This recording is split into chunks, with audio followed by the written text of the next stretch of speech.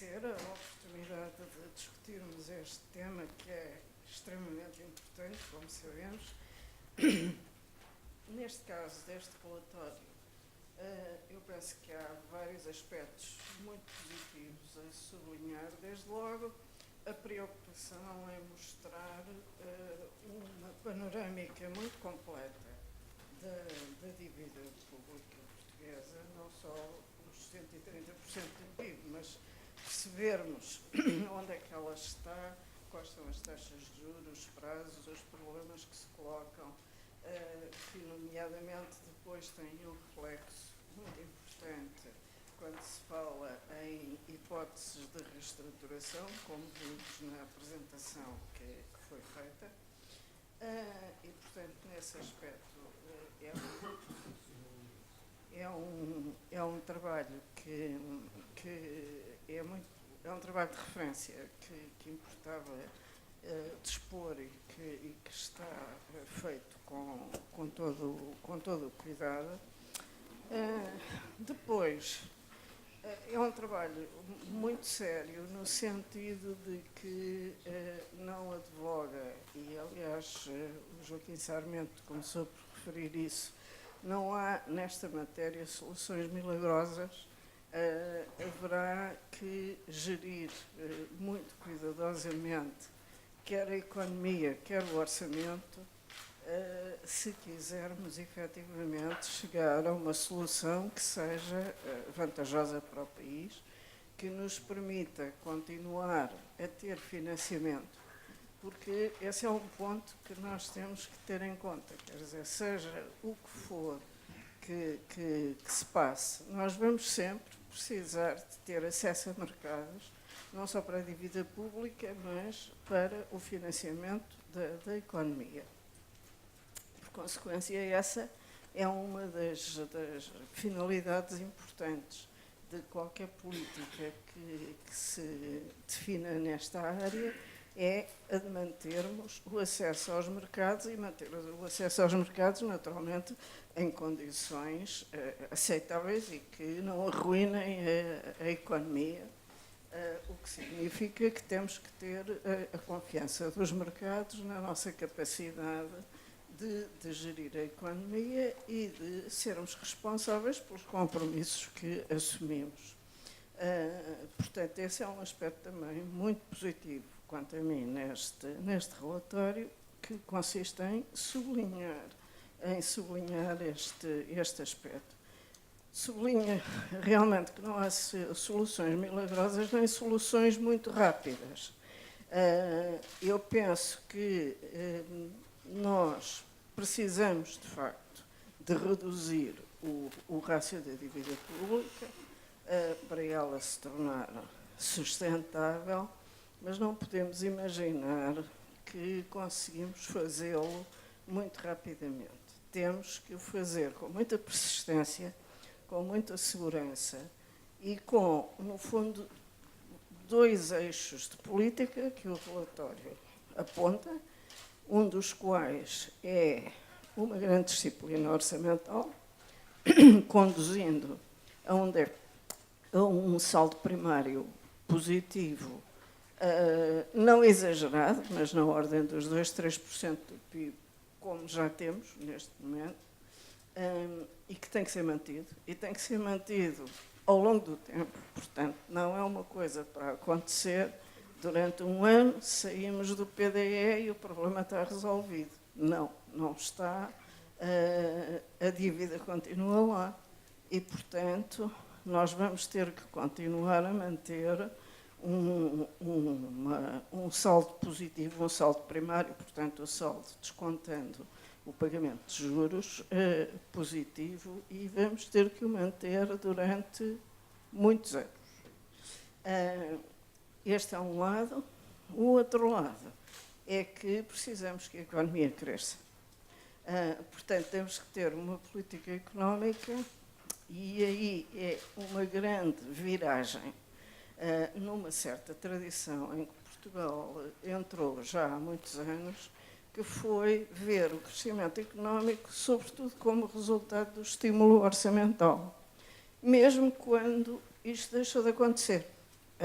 e, de facto, deixou de acontecer já há bastante tempo. Nós levamos toda a década de 2000, nomeadamente, a produzir estímulo, ou a tentar produzir estímulos orçamentais, sempre com déficits orçamentais substanciais, e, no entanto, com uma economia que não cresceu. O crescimento médio na década de 2000 foi inferior a 1% do PIB, o crescimento médio anual, e com o emprego a cair ao longo de toda a década. Isto com um estímulo orçamental, déficits orçamentais, na ordem dos 5, 6% do PIB também ao longo de toda a década. E, portanto, embora estes factos existissem, estavam presentes, continuamos a ter sempre a noção de que é do estímulo orçamental que decorre o crescimento económico. Ora bem, o estímulo orçamental não consegue isso, porque, ao mesmo tempo que fizemos esses déficits, nós estávamos, de facto, a criar um problema sério de competitividade da economia e estávamos a financiar estes déficits com recurso a crédito externo, que na altura era abundante, mas que tinha uma consequência. É que, exatamente porque nós não éramos competitivos, o estímulo dirigia-se mais a estimular as importações do que propriamente a estimular a economia nacional. E na economia nacional dirigiu-se para os chamados setores não transacionáveis, ou seja, para a construção, para o imobiliário, para o comércio a retalho, que são setores de fraca produtividade e que não são setores de exportação. Por consequência, tudo isto foi viável durante alguns anos via déficits de balança de pagamentos elevados, financiados por crédito externo, que se dirigiu tanto ao setor público como ao setor privado. Portanto, aqui neste caso, ambos participaram desse efeito, mas que teve como consequência que a economia, de facto, não cresceu. Cresceu o consumo privado, cresceu o investimento em construção, mas tudo isto depois era compensado por um grande aumento de importações e por um setor exportador que enfrentava grandes dificuldades. Ora, é isto que não é sustentável. A economia, para crescer, precisa exatamente, sobretudo porque é uma economia em que a demografia está contra nós, portanto a população, e sobretudo a população em idade ativa, está a baixar e vai baixar mais no futuro. Portanto, para nós suportarmos o crescimento económico, temos que ter crescimento de produtividade. E esse crescimento de produtividade supõe um tipo de investimento completamente diferente do que andámos a fazer durante um conjunto de anos, que foi, portanto, nos setores virados para o mercado interno e para a baixa produtividade.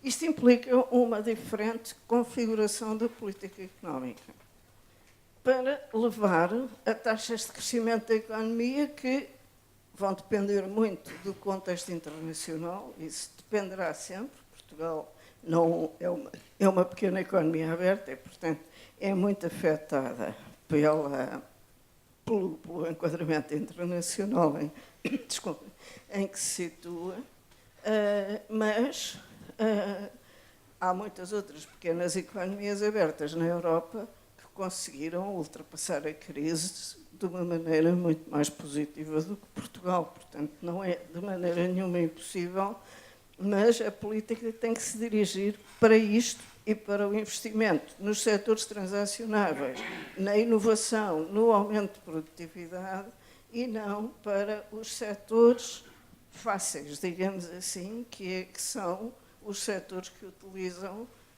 mão de obra pouco qualificada e uma iniciativa privada que também não se preocupa com a concorrência estrangeira na medida em que tenha acesso a financiamento. Portanto, uma das grandes alterações é esta configuração geral da política económica para nos permitir levar a uma taxa de crescimento que, não sendo necessariamente muito elevada, tem que, pelo menos, andar na ordem dos 4% ao ano, digamos, em termos nominais. Não é um valor de uma ambição extrema, mas mesmo para esta ambição moderada é necessário conseguirmos mantê-la e termos uma política virada para aí. É preciso lembrar sempre que Portugal entrou em crise não foi por falta de financiamento. O nosso problema gerou-se exatamente por termos tido financiamento demais e por termos-lo usado não para desenvolver os setores que concorriam no mercado externo, mas apenas para os que dependiam do mercado interno, ao mesmo tempo criando um déficit externo que assim exigia financiamento internacional.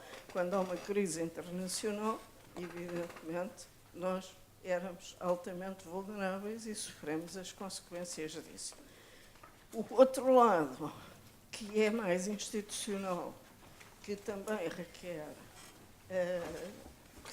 ser atentamente tratado e que o Conselho das Finanças Públicas tem referido sistematicamente, é o chamado processo orçamental. Nós temos uma política orçamental que, mesmo depois da União Europeia e de estarmos submetidos ao Pacto de Estabilidade e Crescimento, que supõe a existência de compromissos a 4 anos, de orçamentos plurianuais, etc., nós continuamos a usar um orçamento anual em base de caixa. E é esse que ainda usamos hoje em dia. Depois fazemos um programa de estabilidade que se altera todos os anos e, por consequência, de facto, ele abrange 4 anos, mas em cada 4 anos só o primeiro é que conta, os outros alteram-se a seguir. Isto tem vindo a melhorar ligeiramente, mas precisa de ser muito mais sistematizado. E precisa para quê? Basicamente para 2 coisas. Uma, para permitir um horizonte temporal suficiente para que os próprios departamentos públicos e as políticas públicas pensem em termos de médio prazo de o que é que serão os recursos com que poderão contar e que, por isso, possam gerir as despesas públicas. Foi uma coisa que em Portugal nunca se fez. Gasta-se, e não só se gasta, mas normalmente mede-se, avalia-se a qualidade da política orçamental por gastar-se mais. A política é boa se gastar mais. Sem grande preocupação de saber o que é que se faz com esse gasto e que resultados é que se atingem. Ora bem, para fazer uma alteração aqui e para que os serviços tenham a capacidade de gerir as despesas para ganhos de eficiência, para uma melhor utilização dos recursos, eles precisam ter um horizonte temporal que lhes diga por quanto tempo é que vão ter recursos e em que medida é que esses recursos vão crescer ou vão baixar. Isto é uma coisa que qualquer empresa faz e que o Estado, por maioria de razão, também tem que ser capaz de fazer.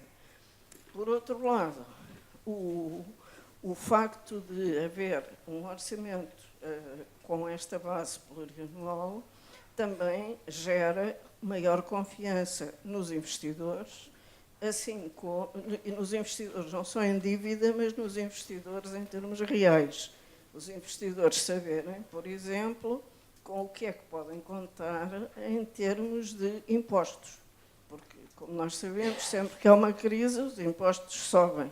E como as nossas crises são relativamente frequentes, a expectativa de que, no mínimo, não se sabe o que é que vai acontecer aos impostos em Portugal não é favorável, sobretudo para o investimento estrangeiro e mesmo para o nacional, que tem muitas possibilidades de localização por onde pode escolher e que, por consequência, não virá escolher um país onde não sabe com o que é que conta em termos de impostos e ligado a termos de impostos e em termos de financiamento.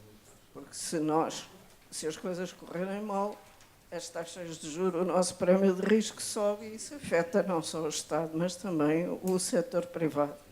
Portanto, o que está aqui implícito, sendo, digamos, em termos aritméticos da dívida pública, uma solução que é, sobretudo, de segurança e de perseverança a prazo, exige mudanças de natureza institucional à cabeça e um grande consenso político no sentido de as realizar.